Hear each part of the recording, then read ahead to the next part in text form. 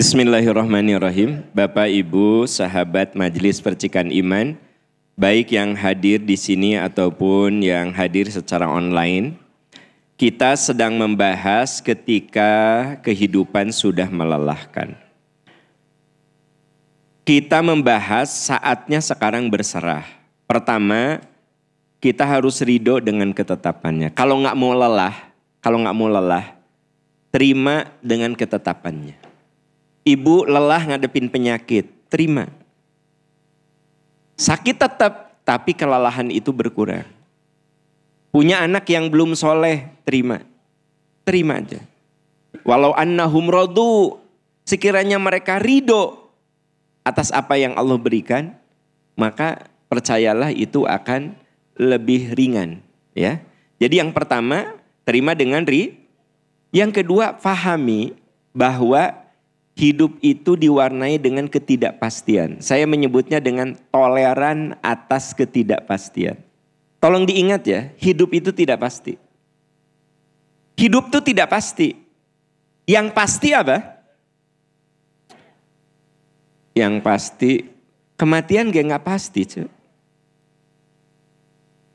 Nah, yang pasti itu apa yang kita rencanakan. Itu pasti hitam di atas putih. Tapi apa yang akan terjadi? Itu yang kemarin dibahas surat Luqman ayat 34. Bahwa yang pasti itu rencana. Tapi yang terjadi itu tidak pasti. Nah, yang pasti itu rencana.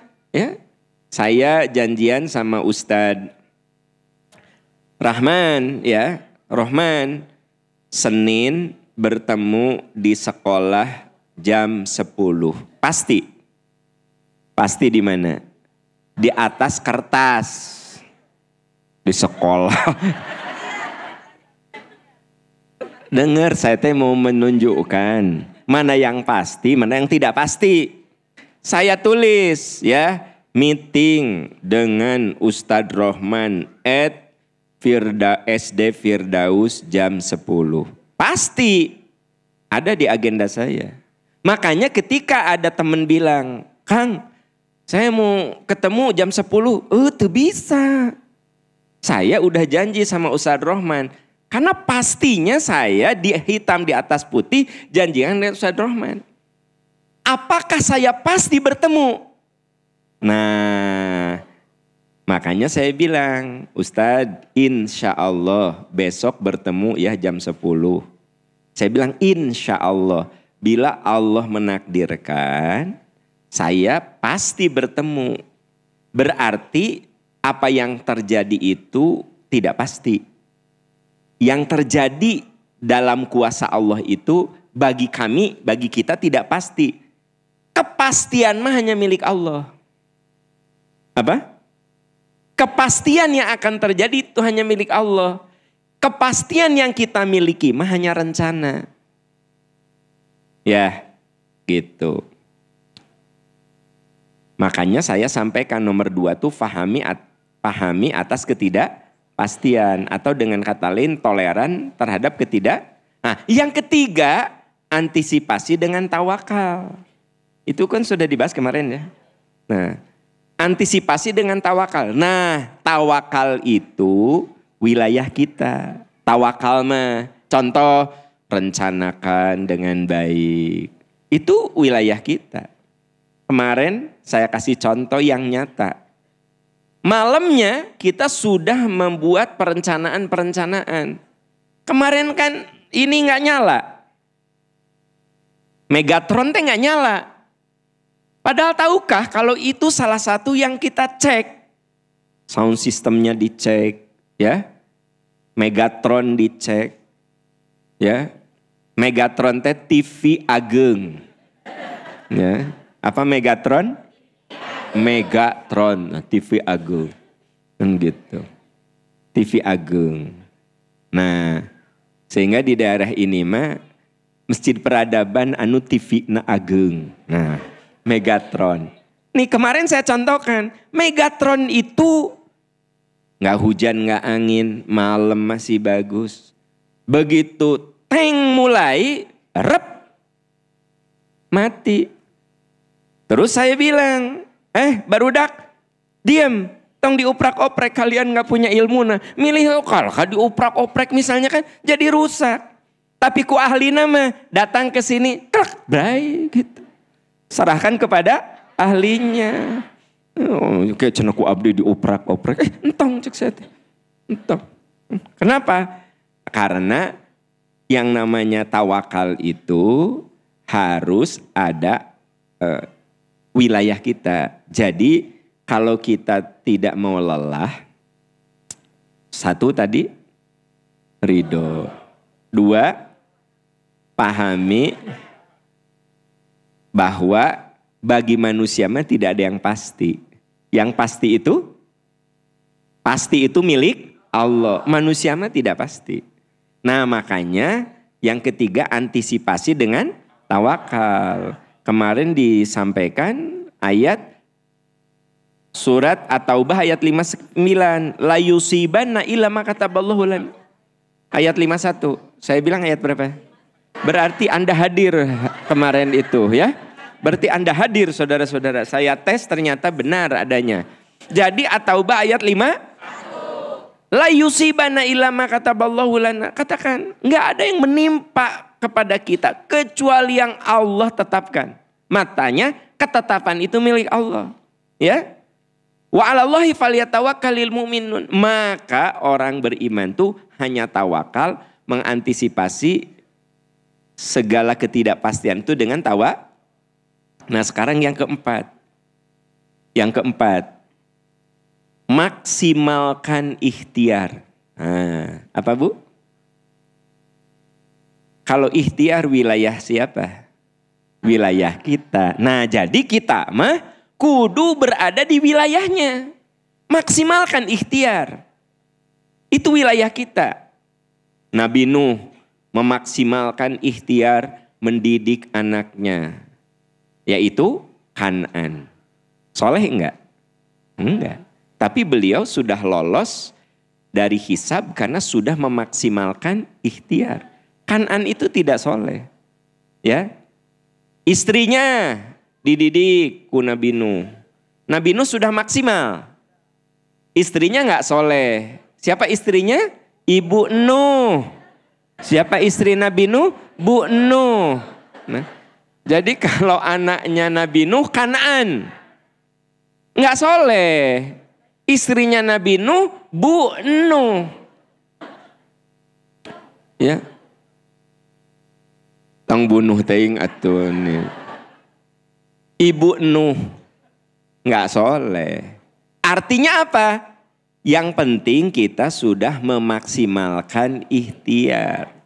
Jadi yang Allah lihat itu ikhtiar. Nah, teman-teman, Ustadz Rohman, An-Najm ayat 39-40 coba lihat. Surat ke-53. A'udzu billahi minasy syaithanir rajim. Wa alaysa lil insani illa ma sa'a.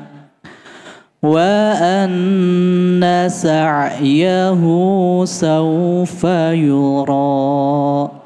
Sadaqallahul azim. Ya, yang ke berapa tadi? Yang keempat, maksimalkan ikhtiar. Coba perhatikan. Wa alaisa lil insani illa ma sa'a. Dan manusia hanya memperoleh apa yang telah sungguh wa anna sa'yahu saufa yura. Sungguh usahanya itu kelak akan diperlihatkan. Nah, jadi teman-teman, sahabat-sahabat sekalian, jelaslah di sini bahwa yang namanya manusia itu wilayahnya adalah ikhtiar. Di sini ada kata-kata apa? Wa alaisa lil insani illa ma sa'a. Manusia hanya memperoleh apa yang dan sungguh kelak akan diperlihatkan apanya? Yang akan diperlihatkan apanya? Usahanya bukan hasilnya. Ingat itu. Makanya orientasi kita itu pada usaha, pada ikhtiar, bukan pada hasil. Karena hasil mah saya tegaskan sekali lagi itu wilayah Allah. Kalau hasil mah tugas kita mah ikhtiar saja. Ikhtiar. Gitu. Seperti saya tadi contohkan, Nabi Nuh lepas dari hisab sekalipun anaknya tidak soleh. Karena yang Allah lihat apa? Sungguh usahanya itu kelak akan diperlihatkan. Jadi akan dinilai. Teman-teman, ibu bapak, ya kita pasti sedih kalau udah ikhtiar anak gak soleh. Tapi dah memang apapun bisa jadi batu ujian. Ya. Tidak sedikit loh istri yang nyari jodoh di tempat baik. Dia teh suka ke diskotik, tapi cari jodoh mah di majelis taklim. Nya baheula, diskotik kieuan, gutak-gitek.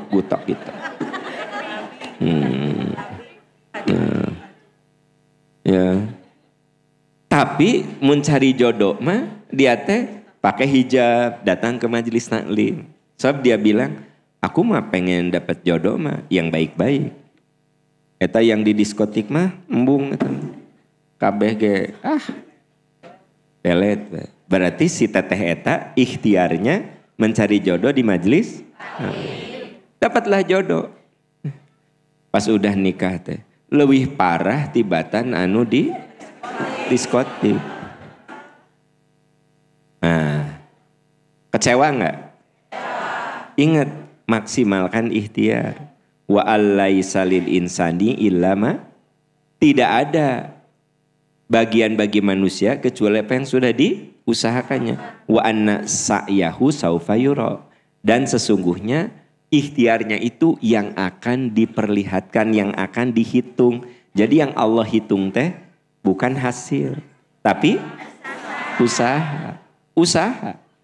Nih kalau bicara tentang ilmu ya, antara Anda yang datang ke sini dengan yang nonton di IG dan YouTube, dapat ilmunya mungkin enggak? Yang enggak datang itu ilmunya lebih dapat banyak. Mungkin dan mereka lebih pintar. Siapa yang ngehina? Iya mah cerita, kia. Cerita. Dengar dulu. Jangan emosian gitu. Yang nonton di IG dan YouTube dengan ibu bapak di sini ya, mungkin enggak yang dapat ilmu banyaknya teh yang enggak ke sini. Yang di IG, yang di YouTube mungkin. Kalau bicara dapatnya ilmu. Tapi kalau bicara usaha, ikhtiar, Bapak Ibu tak tertandingkan. Tak tertandingi. Ya, tak tertanding. Apalagi aya nu rencana kade 2 bulan yang lalu. Ti mimiti rencana teh terus dicatat ku Allah teh. Ya. Bikin baju warna ieu, survei ke pasar baru, kerudungna ieu. Ya, tukang jahitna kudu ieu. Wah, itu teh 2 bulan yang lalu teh sudah ada usaha. Yang Allah lihat apa? Usaha. Wa anna sa'yahu saufa yura. Sungguh yang Allah lihat itu usahanya. Nah ini maha adilnya Allah. Jadi yang Allah lihat itu usaha, teman-teman. Jadi ini kabar gembira bagi yang datang jauh-jauh ke sini nggak ngerti-ngerti. Ku saya udah dijelaskan teh. Maksud Ustadz Aam teh apa? Maksudnya apa sih, Ibu? Ibu dapat pahala dari usahanya. Ya. Jadi sebenarnya tugas kita mah memaksimalkan ikhtiar udah. Oleh karena itu Bapak Ibu yang jadi guru, maksimalkan ikhtiar gimana murid kita ngerti. Malam kita siapkan, kita merenung ilustrasinya apa, kita siapkan bahan ajar apa. Itu bagian dari ikhtiar, Begitu dijelaskan ka barudak, eueuh nu ngarti. Barudak teh kieu. Itu si ibu teh ngomong apa? Nggak tahu. Kan kebayang tuh. Bapak ibu guru, misalnya saya jadi guru, saya tuh udah bikin persiapan ini ilustrasinya ini. Pokoknya mah sampai malam teh jam 11 baru tidur, nyiapkan bahan pengajaran.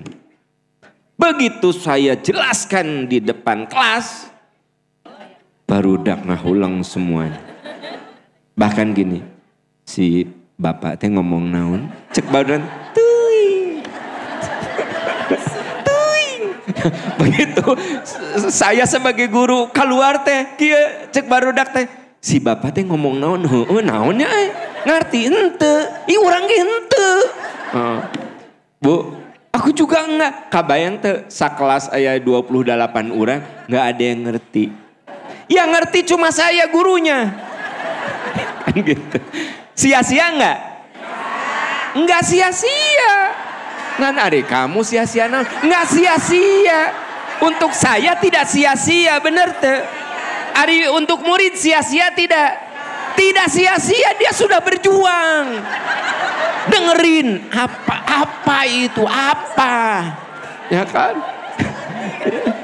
Nah, jadi Ustadz Rohman, kita sebagai guru mah maksimalkan secara ikhtiar kita maksimal. Ustadz sebagai guru mah keun baik murid teu ngarti ge. Nggak masalah. Karena baik. Nggak apa-apa. Jadi saya sebagai guru mah mempersiapkan diri gimana ieu materi bisa gampang dicerna. Ternyata yang dengerin itu nggak ngerti sama sekali. Percayalah, wa alaisa lil insani illa, manusia hanya memperoleh apa yang diusahakan. Wa anna sa'yahu saufa yuro, dan sungguh kelak usahanya itu yang akan diperlihat. Maksudnya diperlihatkan tuh diperhitungkan. Kamu sudah usaha ini, bukan hasil. Balik tadi, hasil mah wilayah Allah. Sakali deui, hasil mah kuasa Allah. Ya, hasil mah kuasa Allah. Ikhtiar aja kita mah. Nah, ada satu ayat lagi Ustadz. Surat At-Taubah 105, teman-teman. A'udzu billahi minasy syaithanir rajim. Wa qul i'malu fasayarallahu 'amalakum wa rasuluhu wal mu'minun wa saturadduna ila 'alimil ghaibi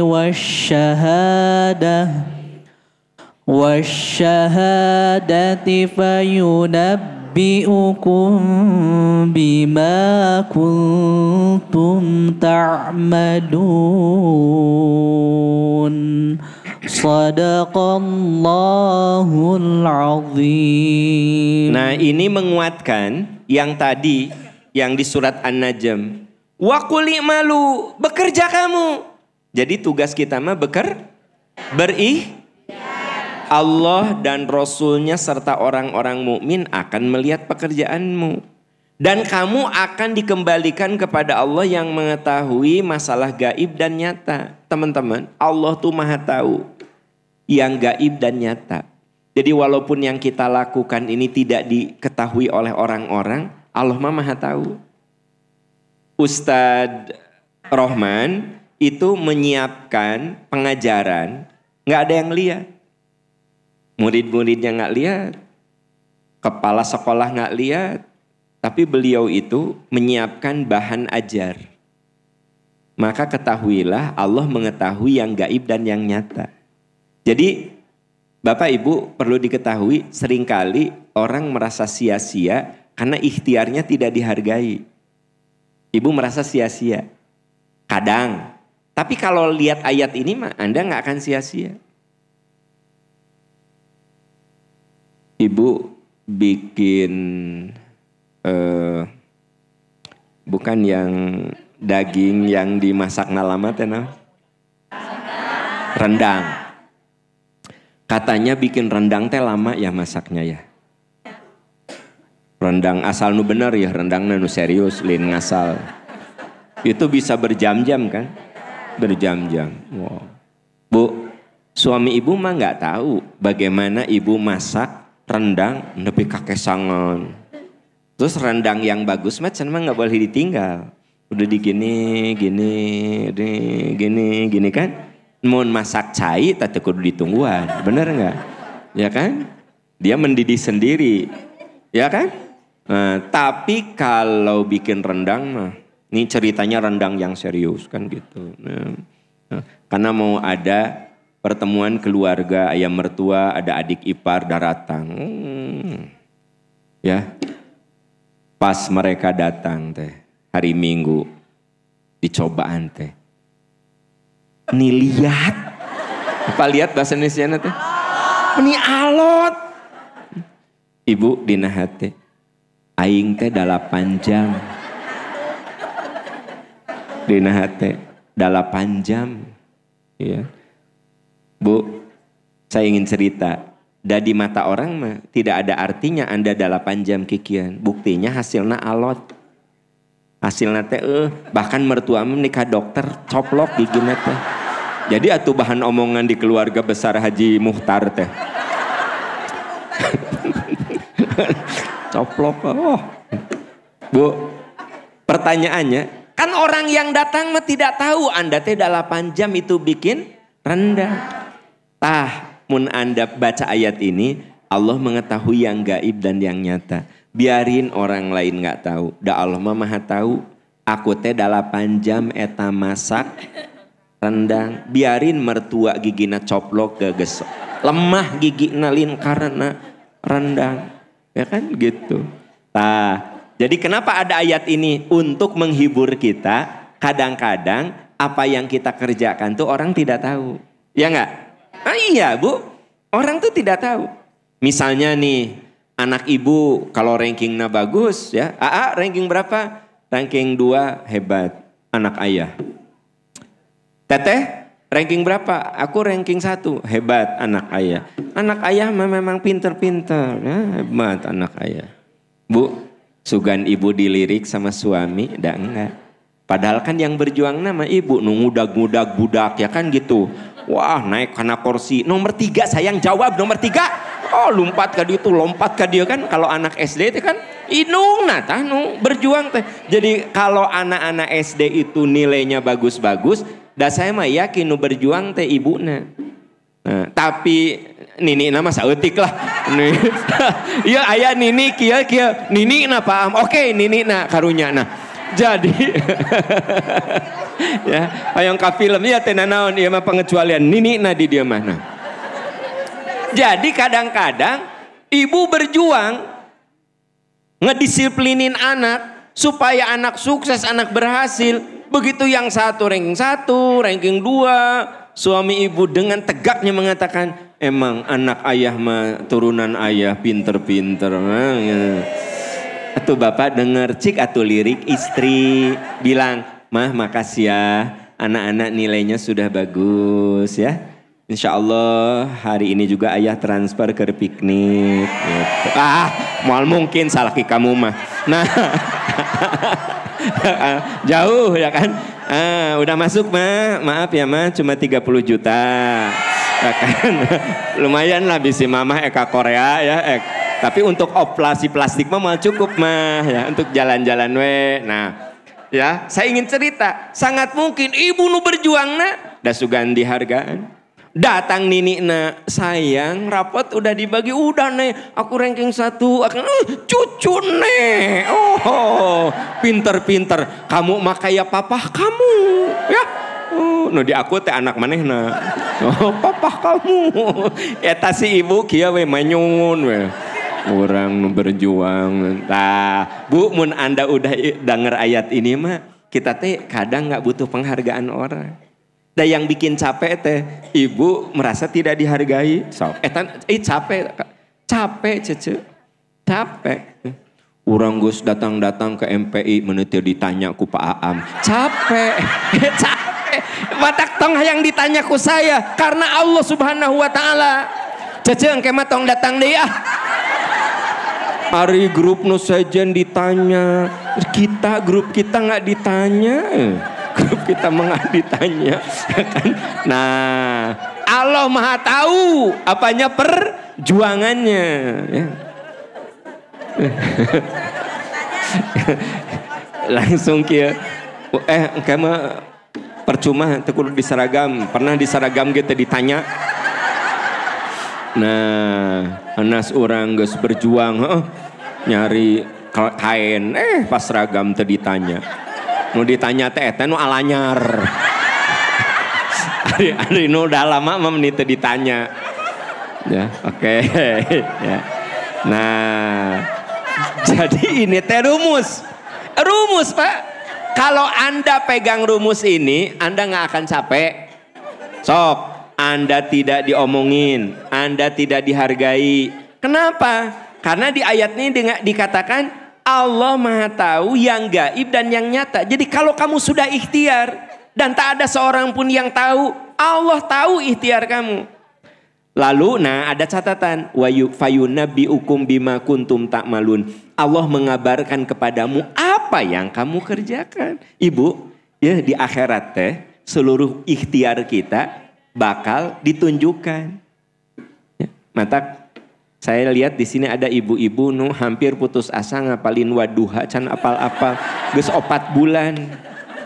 Nanti di akhirat ku Allah ditunjukkan pahala 4 bulan.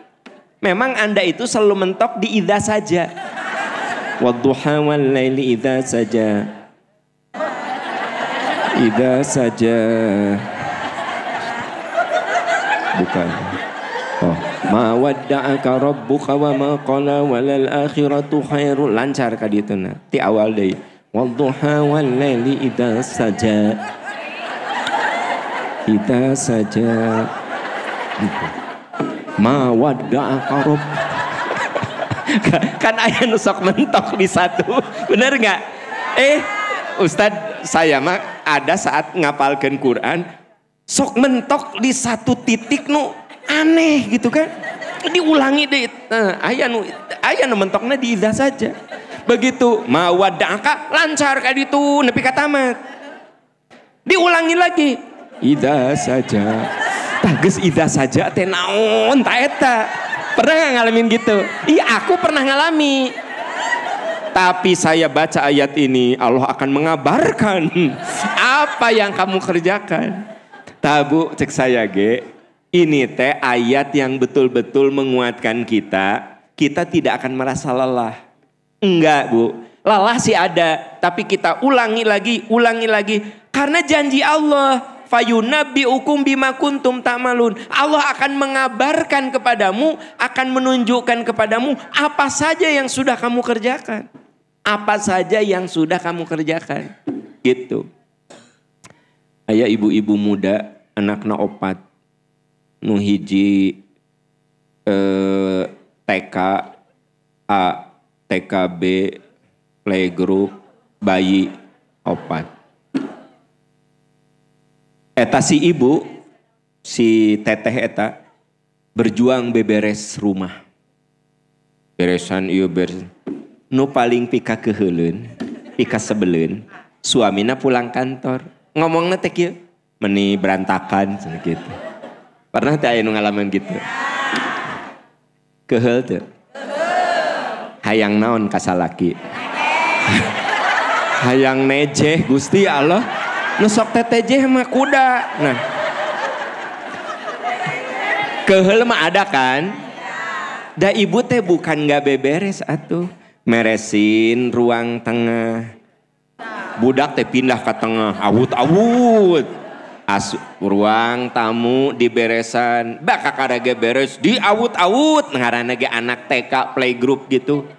Oh, kamar diberesin, pas suami pulang teh berantakan dari depan sampai dapur. Terus komennya teh kieu, naon wae di bumi atuh meni pabalata kieu. Bari manyun teh. Bu, lin cekek Bogor. Baca ayat ini. Cekek Bogor.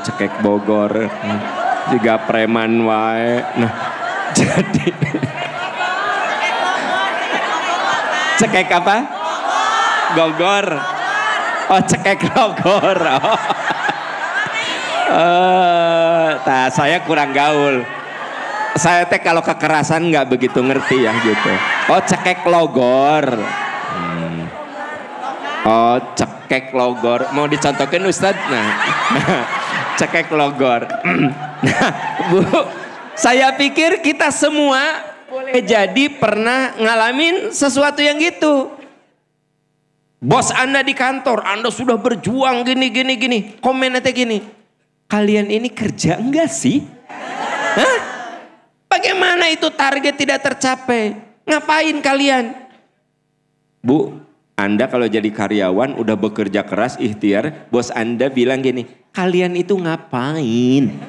Dari jam 8 sampai jam 4 ngapain? Hah? Hayang kebrag meja, tapi sian dikeluarkan. Mun inget ayat ini ayatnya. Allah mengabarkan kepadamu apa yang kamu Bu, iya ayat ini teh pegang jadikan motivasi supaya tidak lelah. Bos kita nggak menghargai, selama Anda sudah ikhtiar mah di Quran ge tingali engke di akhirat. Si bos bakal terdiam dengan ikhtiar aku. Ya kan, suami tah naon di rumah naon wae nih pabalatakin nih. Tingali sia di akhirat. Aya video nanti aku Allah tunjukkan, saya bungkam nanti kamu. Nah gitu ya. Gitu.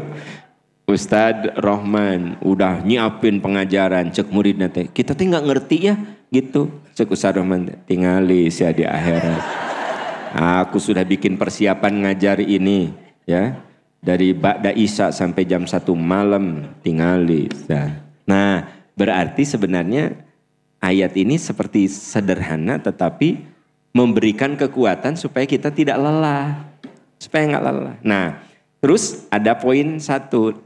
Menurut Anda ikhtiar itu berkaitan dengan apa? Ikhtiar itu menurut hadis Nabi berkaitan dengan niat atau tekad. Gini. Iya, jadi ikhtiar teh Bu, seberapa ikhtiar kita tergantung niat atau tekadnya. Iya, kekuatan tekad. Ya. Tahu para pendaki gunung, ya, tidak harus Rinjani maksudnya.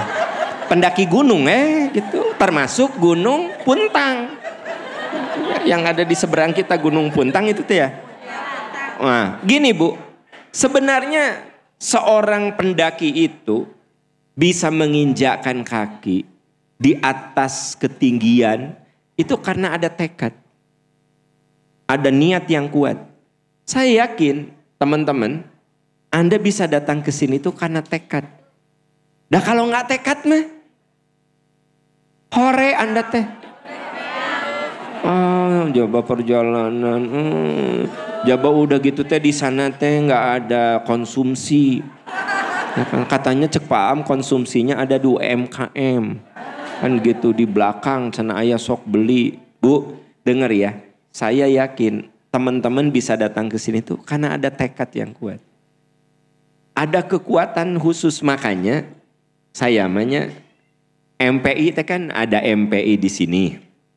Nanti kalau udah jadi Jatinangor, MPI Jatinangor. Nah sementara ini yang di kota kita pakai MPI di Masjid Agung Trans TSM. Yang di Bandung Barat kita, denger ya. Sebenarnya dari masjid-masjid itu tekad yang kuat mah masjid iya. Tekad yang kuat. Masjid Arjasari. Karena lihat tanjakannya aja ada yang balik lagi. Iya. Cek supir angkot teh, laras Bu, iya teh laras. Supir angkot wae setengah hati. Langsung cek supir angkot, Bu, engke upami mogok dorongnya, siap. Dorong. Berarti memang ikhtiar mah tidak bisa lepas dari tekad, dari niat yang kuat. Dari niat yang kuat. Nah, ini ada hadisnya riwayat Imam Tirmidzi agak panjang nih ya. Man kanatil akhirat Man kanatil akhiratu himmahu ja'alallahu ghinahu fi qalbihi wa jama'alahu syamlahu wa atathu dunya wa hiya raghimatun. Jadi gini, kalau orang, siapa yang tekadnya akhirat, maka dunia akan tunduk kepadanya. Jadi siapa yang tekadnya akhirat, maka dunia akan tunduk kepadanya. Sehingga terwujudlah impiannya. Jadi kata Nabi, siapa yang tekadnya menggapai akhirat, maka dunia akan tunduk kepadanya. Dan keinginannya akan terwujud. Nah, saya ulangi, siapa yang niatnya menggapai akhirat, maka dunia akan tunduk. Dan sampai di situ dulu, nanti ayat panjangan hadisnya. Benar loh Bu, karena tekad ibu akhirat, tekad bapak itu datang ke sini akhirat, maka dunia tunduk kepadanya. Ibu ngahaja ngumpulkeun bekal, ibu mengkoordinir, ibu nyisihkan waktu, karena tekad ibu akhiratnya kuat. Urang ngaos ka Arjasari, itu tekad akhirat. Ngaos Arjasari. Kalau tekad ibu kuat, dunia akan tunduk. Apa maksud dunia akan tunduk teh? Ibu enggak ngabaso, nyisihkan uang ke ahad kadieu. Moal ngabaso sabab engke ka Arjasari teh kan ek pesen angkot saurangna mayar 50.000 misalnya. Bu, ibu kajen teuing teu jajan baso.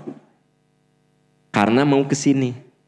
Aya nu nawaran odading, insya Allah mingun payun, mingun ayeuna moal meser odading. Karena keur ongkos ka Arjasari gitu. Pokoknya orang kalau nawaitu tekadna akhirat, mantap, dunia teh tunduk. Tunduk. Ya. Makanya ada orang yang aduh, pokoknya saya ingin ya kalau ada uang itu umroh. Maka dunia tunduk. Tunduk itu apa? Selera ganti HP nggak ada. Mah ganti HP. Ah ayah kumpulkeunnya artosna mamah teh hoyong umroh.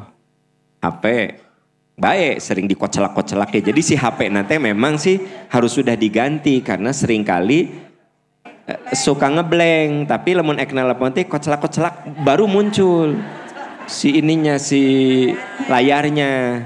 Suami teh kasihan, mamah udah atuh ganti HP karena ibu geus tekad akhiratna pengen umroh. Bu, dunia teh tunduk, ditawarin ganti HP henteu ah ayah. Pokoknya mah artosna kangge umroh. Mah mau beli baju, ah nggak usah lah, baju mamah masih ada. Pokoknya mah mamah hoyong umroh. Gitu. Mah orang pikniknya ke Jogja, ulah kumpulkan we, mamah hoyong umroh. Gitu kan. Jadi saya ingin cerita sama Anda, mun orang tekadna akhirat, dunia teh tunduk. Iya Bu. Dan saya yakin ibu bapak kesini tekadnya akhirat, dunia itu tunduk. Nepi ka aya nu teu ngabaso geus 2 minggu karena ingin kesini. Mi tek-tek ge henteu istirahat 3 minggu. Jelas odading jeung cakweh mah. Karena bebekal mau kesini. Tah Bu, sebenarnya kata Nabi man kanatil akhiratu himmah, kalau orang sudah menjadikan akhirat itu cita-citanya, maka dunia akan tunduk kepadanya. Dunia akan tunduk kepadanya. Saya beberapa kali dengar cerita jamaah haji Bu.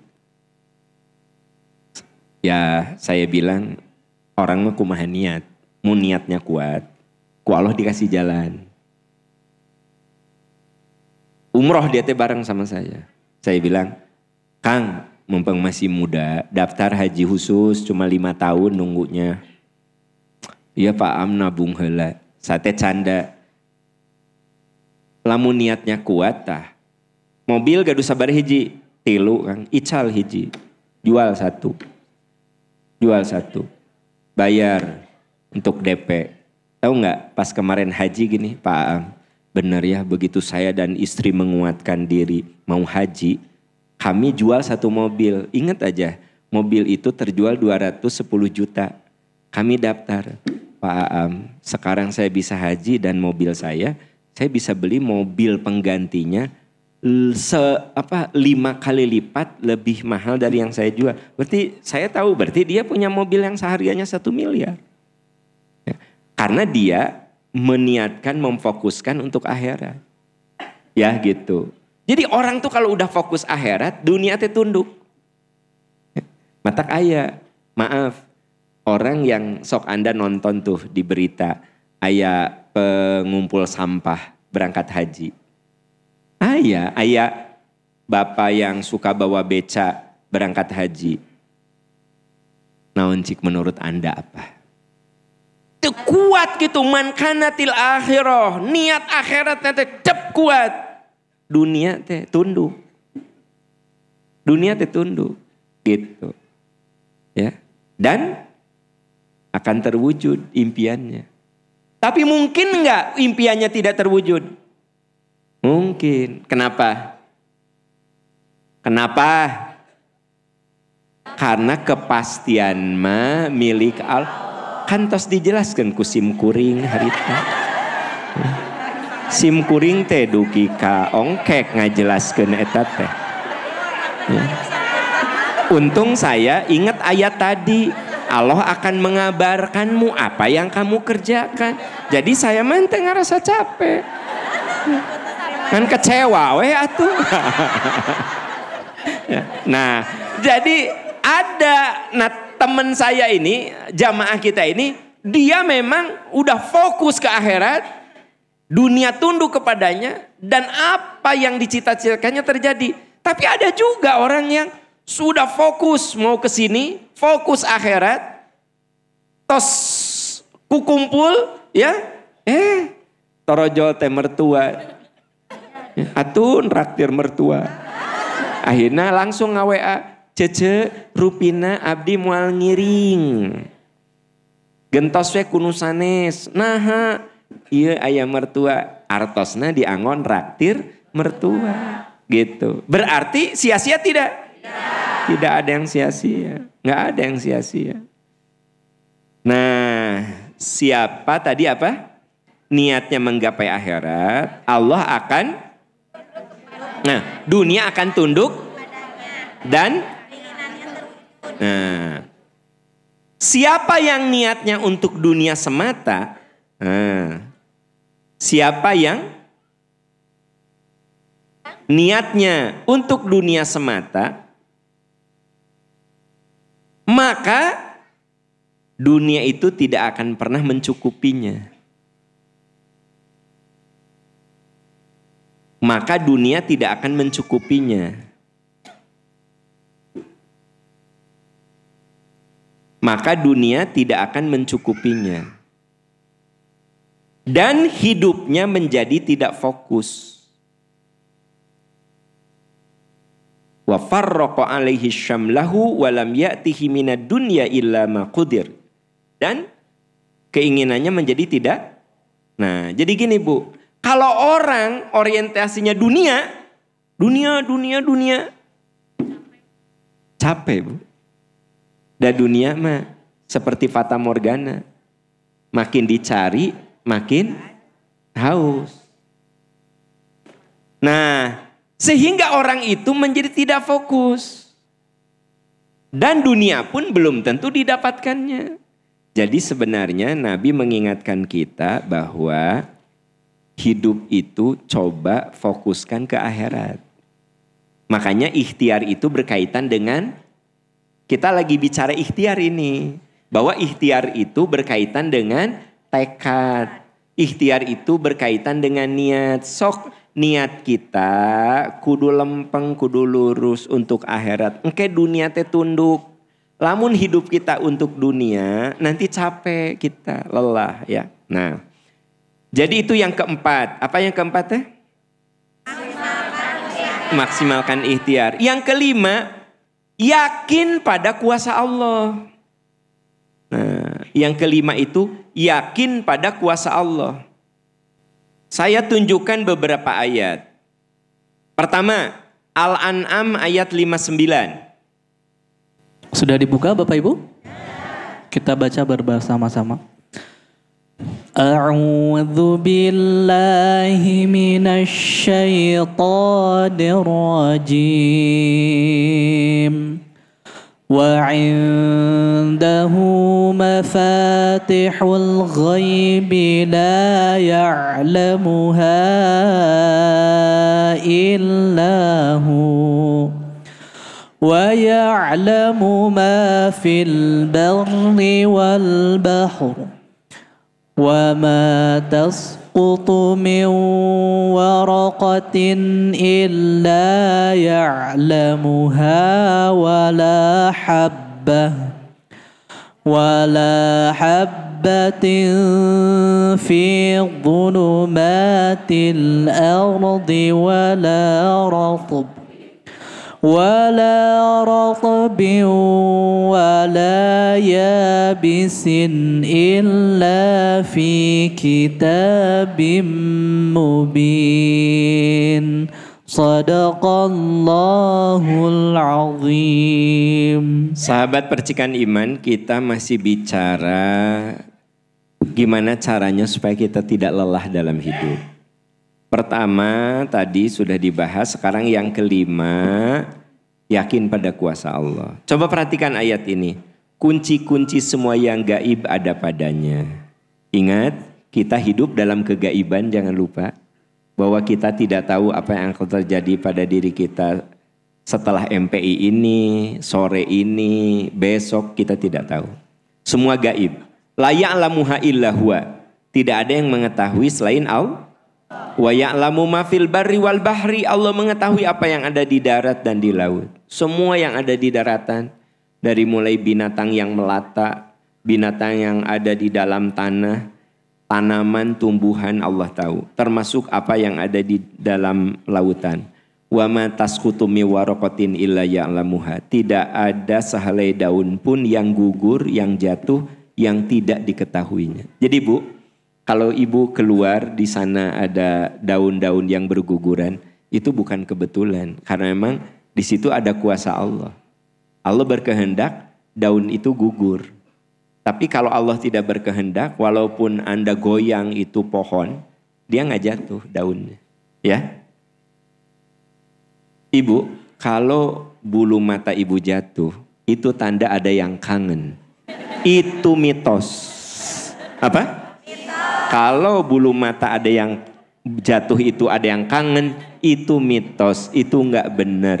Bulu mata ibu jatuh karena kuasa Allah. Buktinya ibu ngucek mata, teu aya nu coplok. Kebayang teh? Pernah nggak gini? Duh meni gatal, ku ibu dikucek. Walaupun kata dokter kalau gatal teh nggak boleh dikucek. Ibu teh akan nih, dikucek nanti, gituan kan? Tapi kenapa nggak ada yang coplok? Tidak ada yang copot itu bulu mata. Karena belum waktunya, Allah belum menakdirkan. Ibu lagi dengerin gini, plak jatuh. Ada yang kangen. Nah itu salah. Saha nu kangen ke kamu. Nah Allah ada yang kangen. Itu teh mitos. Harusnya plak. Kalau Allah sudah berkuasa, lepas nafasnya. Tadi digesek-gesek tuh. Terjatuh gitu. Ya. Nah Bu, suka ada orang yang sambil dengerin ceramah, sambil gini. Mocel apa? Mocel bibir. Biarin Bu, dan kaget coplok kalau udah takdirnya. Malah kalau belum waktunya ibu gini jadi berdarah, benar tuh? Iya. Ini baru dengerin ceramah. Ya. Ayah saya lihat di antara Anda. Ya. Naon yang dioprak-oprak gitu. Kalau udah ada garis takdir nama, diam juga, pluk gerak-gerak. Anda gini-gini, tercoplok, berdarah tuh. Belum waktunya.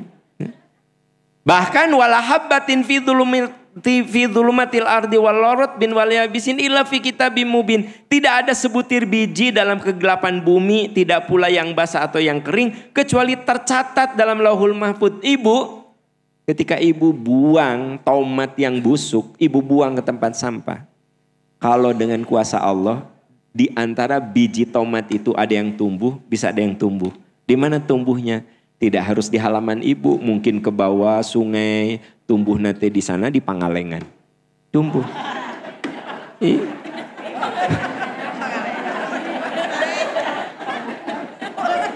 Dengan kuasa Allah mah bisa matak nyontokeun teh nu naik ka luhur.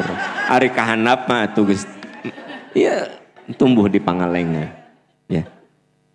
Lah kalau Allah menakdirkan bisa kok, kenapa? Kataan ya dengar ya, yang kata Anda nggak mungkin bagi Allah mah kun fayakun. Matak saya kasih contohnya ke Pangalengan naik ka luhur. Ya, tidak ke Dayeuhkolot, tidak ke Bale Endah, enggak, ke Pangalengan. Karena Pangalengan ka luhur. Anda buang biji tomatnya di Arjasari, nah tumbuh di Pangalengan. Kumaha cik? Ya eta mah Anda jangan mikir gimana muncul Allah kudu gitu, ada aja yang menyebabkan biji tomat itu ke bawah. Ternyata keinjak sama Ustadz. Keinjak sama Ustadz Rohmat teh aya pangaosan ka nampel tasi biji tomat teh set gitu kan. Plek we ragrag di hujan kacanak cai plek. Ya. Anda teka pikir muncul Allah kudu tumbuh di sana tumbuh. Iya kumaha we carana. Nah berarti kita teh kudu percaya pada, saya terkagum-kagum dengan ayat yang bercerita, masih ingat cerita tentang Nabi Ibrahim diberitahu bahwa beliau bakal diberi anak. Kan gini, Nabi Ibrahim tuh menurut riwayat baru diberi anak di usia 99 tahun. Robbi habli minas solihin, Robbi habli minas solihin. Kalau Nabi Ibrahim kan doanya Robbi habli minas solihin. Kalau Nabi Zakaria, Robbi habli min ladunka dzurriyyatan thayyibatan innaka sami'ud du'a. Itu mah doa Nabi Zakaria. Redaksinya beda tapi intinya sama. Dua orang soleh ini mengajarkan bukan hanya minta keturunan, tapi keturunan yang baik. Jangan, ya Allah beri hamba anak, ya Allah beri, no. Anda katakan beri hamba keturunan soleh, beri hamba keturunan baik. Ini dua orang hebat ini ngajarin gitu. Tidak, ya Allah beri saya keturunan yang enggak. Nabi Ibrahim, Robbi habli minas solihin, beri hamba keturunan yang soleh. Kalau Nabi Zakaria, Robbi habli min ladunka dzurriyyatan thayyibatan. Ya Allah berikan kepadaku keturunan baik. Innaka antas sami'ud du'a. Engkau maha mendengarkan doa. Nah, di dalam surat Az-Zariyat ayat 28 sampai 30. Az-Zariyat surat 51 ayat 28 dan 30. Kita baca bersama-sama. A'udzu billahi minasy syaithanir rajim. فأوجس منهم خيفة قالوا لا تخف وبشروه بغلام عليم فأقبلت امرأته في صرة فصكت وجهها وقالت عجوز عقيم قالوا كذلك قال ربك إنه هو الحكيم العليم Sadaqallahul azim. Bapak Ibu, sahabat-sahabat, saya ungkap ayat ini untuk menunjukkan kita teh kudu yakin seyakin-yakinnya dengan kuasa Allah. Kalau Allah sudah berkehendak, maka akal kita susah menjelaskannya. Nah, ini saya kutip sebagian saja yang oleh Ustadz Rohman baca itu ayat 28-30 sebagian saja. Sebenarnya ayatnya bisa ibu bapak nanti cek dari ayat 24. Di situ dikatakan, sudahkah sampai kepadamu hal ataka hadithu dhaifi Ibrahim al-mukramin? Sudah sampaikah cerita kepadamu berita tentang tamunya Ibrahim? Ketika mereka masuk ke rumahnya, ya. Faqalu salama. Ingat ketika mereka masuk ke tempatnya lalu mengucapkan salam dan Ibrahim pun menjawab salam. Ya. Dan orang yang datang itu belum dikenal oleh Nabi Ibrahim. Dia menyerupakan diri seperti manusia yang baru dikenal datang ke rumah Nabi Ibrahim. Nah, sebagai bentuk penghargaan kepada tamu, rogo ila ahlihi, diam-diam Ibrahim menemui keluarganya untuk membawakan, untuk menghidangkan sapi bakar, ya.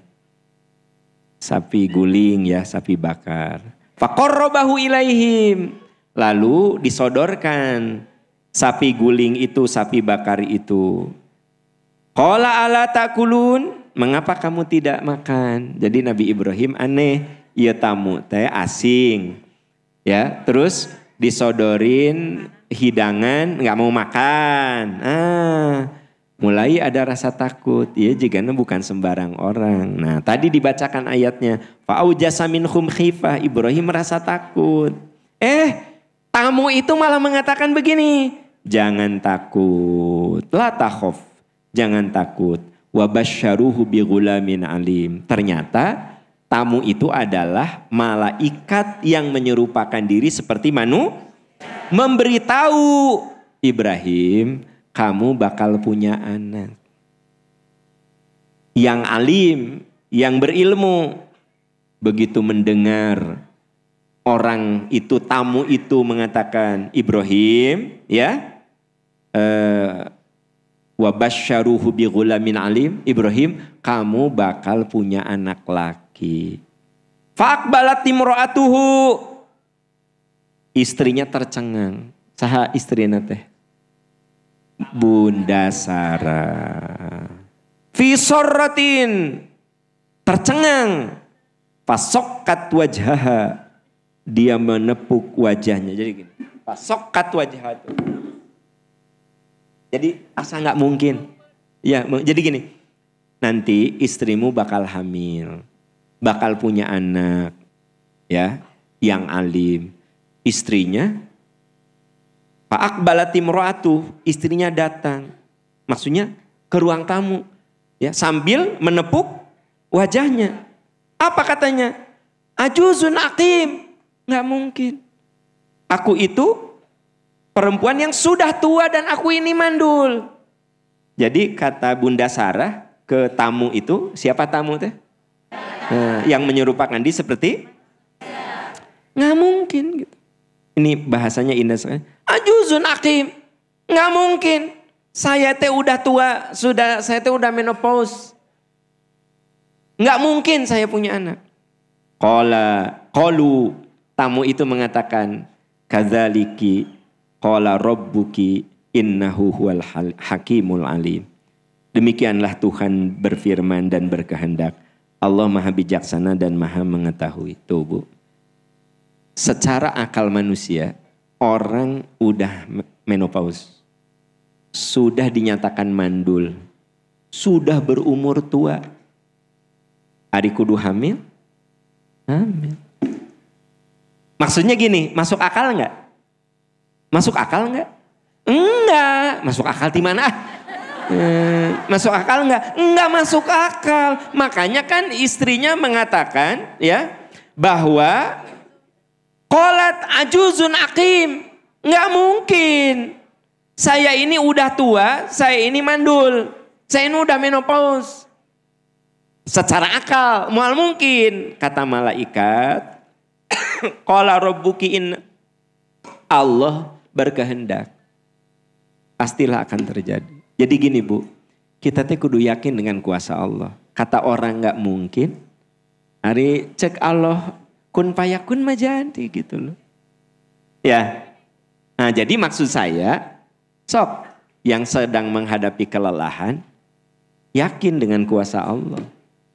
Dan katakan Allah akan memberikan yang terbaik untuk saya. Sebab itu contohnya istri Nabi Ibrahim. Diberitahu oleh malaikat, kamu bakal punya anak. Enggak mungkin. Saya udah tua begini, saya juga mandul. Enggak mungkin. Tapi kan beliau punya anak, namanya siapa? Ishak. Jadi dari Bunda Sarah lahir Ishak, dari Bunda Hajar lahir Ismail. Gitu. Yang ingin saya soroti di sini, kuasa Allah itu menyertai impian kita. Anda punya impian, minta sama Allah. Kalau Allah berkehendak, itu sudah bukan mimpi lagi. Itu jadi kenyataan. Gitu, ya. Nah, itu poin keberapa tadi? Yang keenam, minggu depan akan dibahas. Yang keenam, nanti yang keenam itu bagian terakhir. Minggu depan akan dibahas, insya Allah. Kita akhiri dengan doa kafaratul majlis. Subhanaka Allahumma wa bihamdika asyhadu an la ilaha illa anta astaghfiruka wa atubu ilaik. Walhamdulillahirabbil alamin. Wassalamualaikum warahmatullahi wabarakatuh.